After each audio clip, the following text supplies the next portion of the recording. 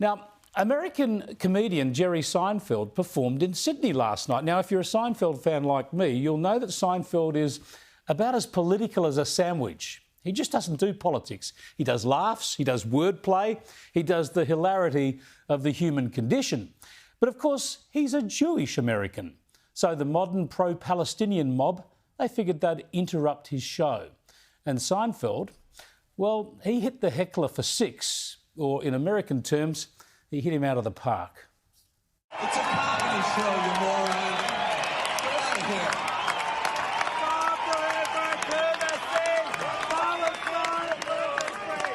Tomorrow we will read in the paper, Middle East, 100% solved thanks to man at the Kudos Arena stopping Jew comedian. They stopped him, and everyone in the Middle East went, oh my God, let's just get along. We can't do that. Yeah, forget defence and diplomacy. The new route to world peace is hounding comedians based on their religious affiliations. This is the tyranny of what was once called the tolerant left. Now, my kids tell me I cite a Seinfeld reference for every life situation. Well, now we've got one for the idiotic intolerance of cancel culture too. Now, while Seinfeld was performing there in Sydney last night, Channel 9's 60 Minutes across the country was running a very important story about the hateful Islamist forces behind the pro-Palestinian or anti-Israel protests. This is Sheikh Ibrahim Dadoun, a prominent Sydney cleric. The only hindrance is Zionism. So we need to end Zionism. And you are here to end Zionism. It's a message of hate, the abolition of the State of Israel. Yeah, that Sheikh might seem familiar to you. That's because I've shown footage of Sheikh Dadoun many times, his sickening glorification of the October the 7th Hamas slaughter.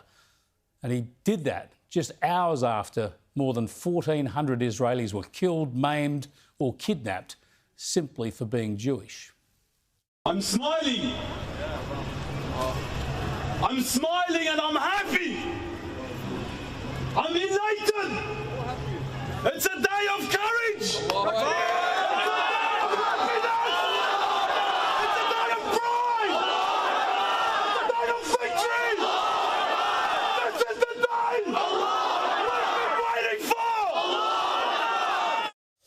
Such a depraved celebration on our streets. Now, 60 Minutes' Nick McKenzie, in this story last night, approached the Sheikh. The Sheikh is not keen to talk to me, choosing social media to spread his message. Come down to the encampments and show your support to your brothers and sisters in Sheffield. The group behind the video is the innocently enough named Stand for Palestine. But Stand for Palestine is really a facade, a campaign platform being secretly organised in part by Hizb ut-Tahrir, an international Islamist organisation Global Islamic Political Party, which in January was outlawed as a terrorist outfit in the UK. Yeah, Hizb ut-Tahrir. They operate legally in this country. I've focused on them many times over the years. They are committed to Islamism. That is, they want a global caliphate. They want the elimination of Israel. They want only Sharia law to operate anywhere, including here in Australia.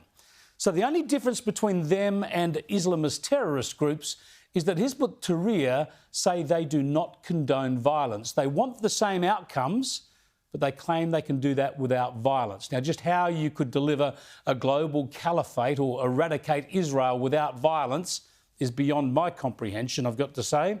But that public eschewing of violence is the key reason they've remained legal in Australia, even though they are banned in many countries, most recently in the UK, as you just saw. Now, as you know, I've said since October last year that what Sheikh Dadoun said amounted to hate speech, and the authorities should have acted.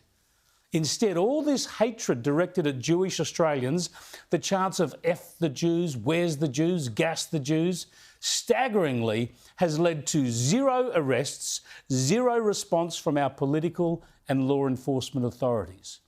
This is not only a direct threat against Jews and their supporters, it's a threat against our values. It's against pluralism, liberalism, tolerance and democracy. Insidious forces are at work, and silence is complicity, and inaction by governments is capitulation.